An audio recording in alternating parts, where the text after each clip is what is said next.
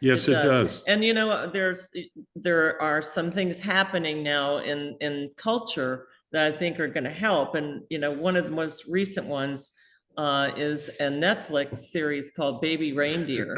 I don't know if you've seen it, but he actually had a similar way of breaking out because he did it as a one-man show. Fringe Festival in Edinburgh, and he was kind of discovered, and then they said, can you make this into a series, which he did. And that deals with a lot of mental health themes, like abuse and stalking and all those things. But I actually think this play easily could be adapted to a limited series on Netflix, where we cast the other characters. It's very similar to Baby Reindeer. And honestly, I think Baby Reindeer was brilliant. I think this is much more of a tactile show. I think it's going to be much more understandable by the audience. Sure, it's going to be right in their It's going to be right in their ballpark. Yeah, and it sounds like whichever character they see themselves in, they can see themselves as the child. They can see themselves as your mother, as your father. Out of any of these people, they can pick any person that they want to identify with. Yeah. And what Sharon wrote, each one has so much definition.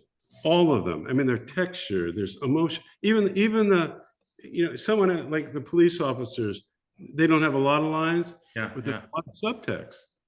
I see. There's a lot there they don't talk about, but they've experienced their attitude toward her when they come to take her away. Wow, that really made an impression on me about what people think. About people who are suffering from mental illness. It's like but her characters, every character has so much depth. Every one, and on stage. You're seeing one actress, but you're seeing a stage full of people. It's like and it's not being an impressionist. It's like they're all alive. All of them are there, and it's so funny when you start previewing staged readings and all that in theater. The job as the writer, director, whatever, is sit back, have a pad, and watch the audience. The audience will tell you, 100%. And if they're moving, and you go, oh. They didn't move. They didn't move. I'm looking. I'm going. I said, "Is there a problem?" They didn't move. No one went to the bathroom. No one. They just sat there, riveted. And there was an act break. Okay, for intermission, standing ovations at act breaks. Wow. Standing ovations. I've been in this business. I don't want to say how long. I've never seen that. I'm saying. I don't know what you've done, babe, but whatever you've done, I'm not touching. It's like off the map, effective. But it's not just once. We did stage previews in Los Angeles and Hollywood, and we went to New York. We went to Bethel Woods, which is Woodstock.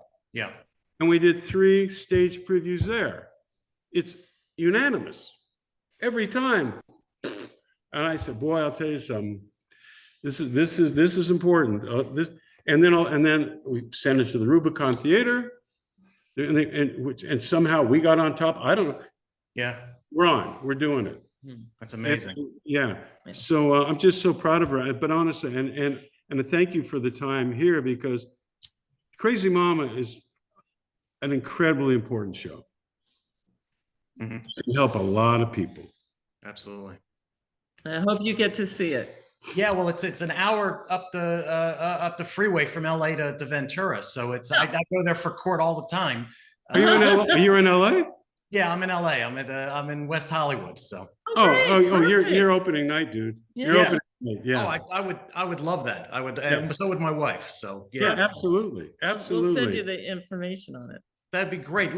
If you don't mind, let me ask you, as a husband and wife team working on a project. How does that work? My wife and I are as close as 2 people could be. I don't think we could work on a project. We renovated a house, but working on a project. That'll tell the tale right there. Yeah, that's a lot of people get divorced after renovating houses. Absolutely, you see the worst in each other. Yeah, what was it like working together on this project? Oh, wow, fantastic. What do you, Yeah, well, that's my opinion. Well, it's interesting. Anson and I, when we watch, like my background in advertising is I did a lot of commercials, a lot of TV spots.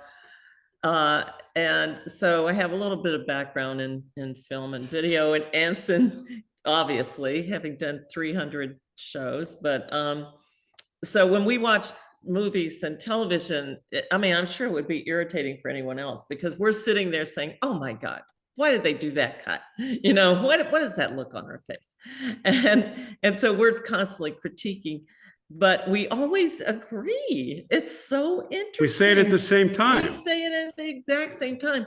So it's so wonderful working with Anson, because of course he has this incredible depth of experience, and that he's bringing to the table, and he's wonderful with the crews and all the technical, everything he knows, right? And also he has this wonderful, creativity, and he really thinks deeply about what we're doing. And we went to a play the other night, and the two of us were talking after that show and how that affected what we were thinking about for staging our show. And so it seems to be working very well. It really we'll does. let you know after we open at the Rubicon, but I think it's working really super well. And I've worked with a lot of people. We were never that far apart. Mm-hmm.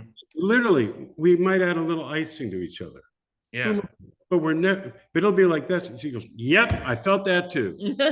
Yep. What about this? I was thinking, how about we had, oh, that's good. That's even better. Yeah. We've never had I don't think one dramatic, that's wrong. It's always been in the ballpark. It's very interesting. Maybe because, we're born the same year, 5 days apart. Maybe Two Libras. Maybe astrology is part of it. I don't know. But it's actually, I enjoy it because being with Sharon makes it better. Yeah. It makes it better. And we sit there and talk, it's always better. Yeah. And it's like, wow. It's like, that is wonderful. Yeah. And I think that's why, if you can think about it, she spent years writing this memoir. Okay, Yeah. Years. Okay, now I'm saying, okay, we're going to adapt it. We're going to take 300 and some pages or whatever, down to 30. Right. We're going to adapt it. So first of all, it's reconstructing it, and I was involved in that. She went, oh, that. So I suggest this is it. She sits there through. Well, can you imagine redeveloping an entire memoir and having basically an 80% completed script in 6 weeks? Yeah. Literally, and then a little adjustment after that, and then we added this. But basically, the cake was created in 6 weeks. Yeah. So to me, it's like destined. Honestly, right. It's just.